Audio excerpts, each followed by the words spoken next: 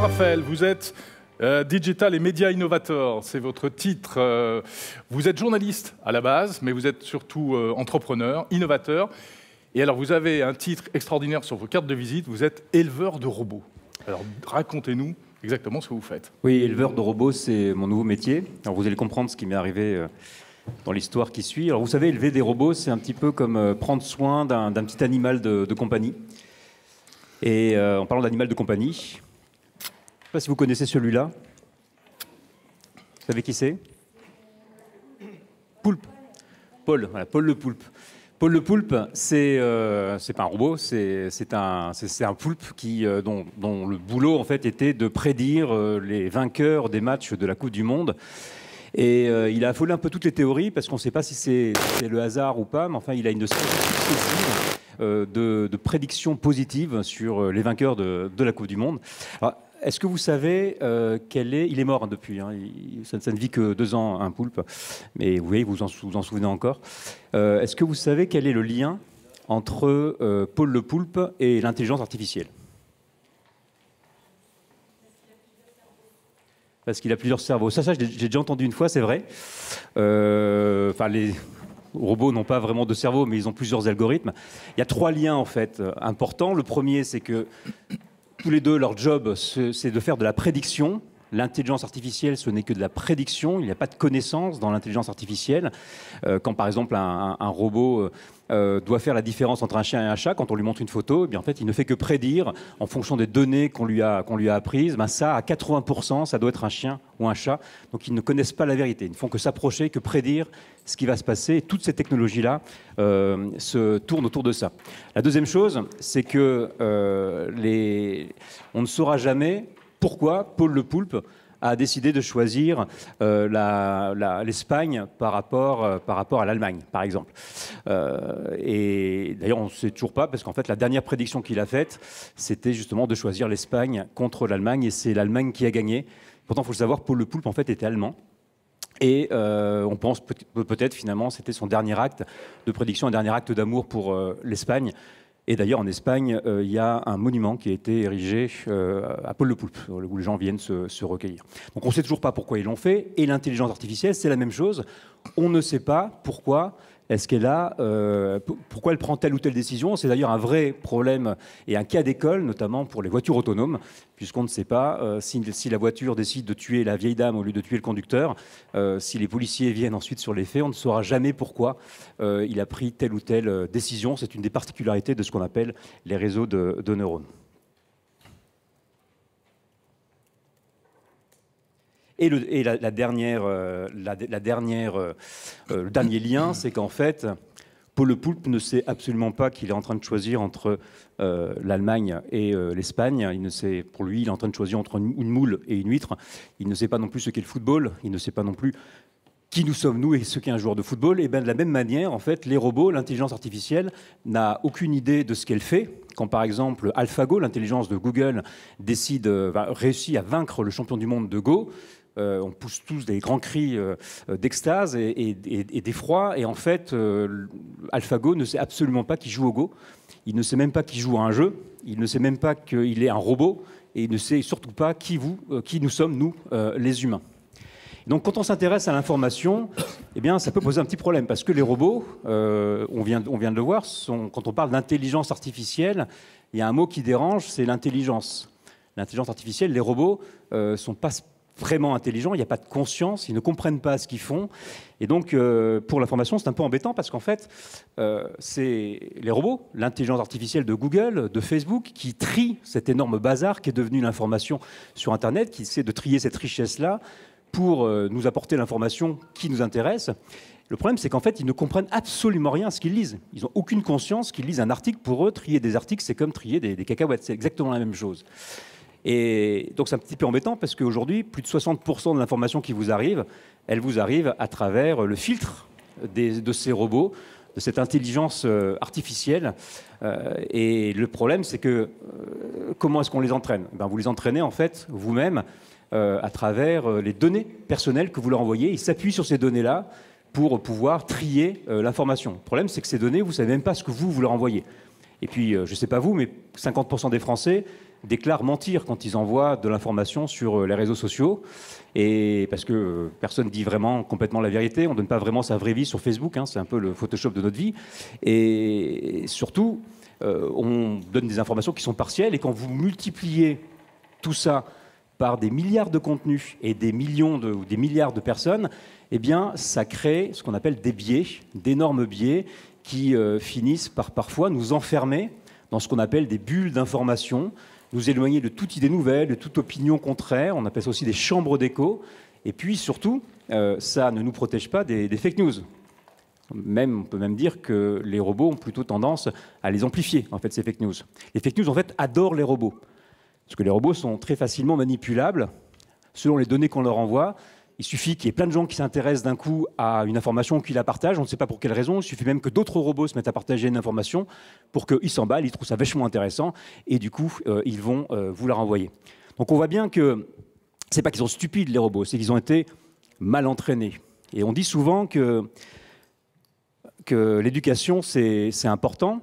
Si je devais vous poser la question de savoir pour le futur, si on doit, pour avoir un futur meilleur, qu'est-ce qui est plus important? Si vous deviez choisir entre un dictateur qui décide à votre place mais qui prend les bonnes décisions, ou est-ce que vous investiriez au contraire plutôt sur l'éducation de vos enfants, sans savoir ce qui va se passer? Vous diriez quoi? Qui dit le dictateur? Donc c'est important, l'éducation des enfants. Ben, de la même manière, l'intelligence artificielle va aussi définir notre futur. Et donc, il est important, comme pour les enfants, de les éduquer, parce que, comme pour les enfants, si on éduque mal les robots, eh bien, quand ils deviennent adultes, ils font des bêtises. Et c'est beaucoup plus difficile de réparer les robots. On ne peut pas les mettre en prison, les robots. Et c'est exactement ce qui arrive à Facebook, qui ne sait plus contrôler ces robots, qui ne sait plus comment faire, qui n'a plus même d'algorithme suffisant pour les empêcher de nous envoyer des fake news, des fausses informations, et qui a été obligé d'embaucher quasiment la moitié de Facebook actuellement en humain pour réparer des robots. Donc nous, on s'est dit, eh bien il faut reprendre cette éducation-là, donc on va demander à chacun de pouvoir éduquer son propre robot, et donc on a créé une école des robots pour éduquer les robots et leur donner un métier pour qu'ils puissent partager l'information. Donc on a créé, pour commencer, ce petit robot qui s'appelle Flint, qui est une intelligence artificielle personnelle que chacun peut entraîner, peut éduquer, pour qu'elle aille chercher de l'information de qualité, donc qui nous est vraiment utile, qui est vraiment intéressante, qui puisse aussi la personnaliser, parce que c'est quand même intéressant d'avoir des choses qui nous intéressent nous, mais sans jamais nous enfermer dans ces bulles d'information, donc d'essayer toujours de nous surprendre. Et Flint, on a trouvé un système très simple, il nous envoie une quinzaine de liens tous les jours par mail. Alors comment est-ce qu'un robot en fait, peut arriver à déterminer ce qui est de la qualité pour nous? Vous voyez qu'ils ne sont pas très malins non plus. Donc on s'est dit, on a beaucoup réfléchi, on ne va pas créer un programme avec des critères qui vont définir ce qu'est l'information de qualité. C'est trop complexe en fait. Pourquoi? Parce que la qualité de l'information, ben, c'est vous qui le savez. C'est très subjectif. Il n'y a que vous qui pouvez savoir ce qui est intéressant pour vous, les sujets, mais aussi qu'est-ce qu'un article pour vous, qui vous est utile, qui vous intéresse. Donc on s'est dit, ben, on va simplement créer un algorithme, donc une intelligence artificielle qui s'appuie sur ce qu'on appelle des réseaux de neurones qui s'inspirent très librement du cerveau humain et qui est capable d'apprendre. On appelle ça l'apprentissage automatique. Et donc il suffit quoi? Il suffit qu'une fois qu'on a expliqué au robot ce qui nous intéresse, eh bien, on va lui montrer les articles qu'on estime être de qualité et dans les sujets qui nous intéressent. Et petit à petit, il va pouvoir établir mathématiquement ses propres règles. Alors pour entraîner le robot, c'est assez simple. C'est lui qui se tape tout le travail. Une fois qu'il a compris ce qu'on veut, il suffit simplement de lui dire bah, ça c'est dans le sujet qui m'intéresse et c'est de qualité, ou alors ça c'est complètement hors sujet, ou alors c'est dans le sujet, mais ça ne m'intéresse pas, c'est pas de qualité pour moi. Donc on a des boutons rouges, verts et même des boutons gris pour l'entraîner. Et puis, une fois qu'on s'est bien amusé avec Flint, comme dans une école, on peut aussi l'envoyer à l'université et donc pouvoir spécialiser un bébé robot qu'on va adopter et on va pouvoir l'entraîner dans une thématique spécifique. Donc ça, c'est une offre payante qui permet justement à l'école de vivre. Et une fois que le robot est sorti de l'école, donc ils sont entraînés par des experts, et bien ensuite, il peut faire un nouveau métier et on peut raconter une histoire avec. Par exemple, Ella, qui est une intelligence artificielle qui est née dans l'école des robots, eh bien elle s'occupe d'un sujet bien particulier qui est l'égalité homme-femme. Alors l'égalité homme-femme, il y a beaucoup d'articles qui sont écrits sur le sujet, mais tous les articles ne sont pas bienveillants en fait. Donc si vous deviez faire une recherche avec un robot sur l'égalité homme-femme, vous pourriez mettre le hashtag égalité homme-femme. Le problème, c'est qu'il va vous renvoyer aussi des articles qui ne sont pas très bienveillants sur les femmes, qui parlent de ce sujet-là, mais en disant, bon, quand même, ok, les femmes et les hommes sont égaux, enfin pas complètement non plus. Et alors comment on fait pour entraîner un robot là-dessus? On ne peut pas lui mettre hashtag pas sexiste, s'il te plaît. Donc en fait, elle a été entraînée par la responsable de l'association Jamais sans elle pendant pas mal de temps, où elle lui a appris et montré des articles qui partagent les valeurs de l'association Jamais sans elle. Et ça profite à tout le monde, puisque...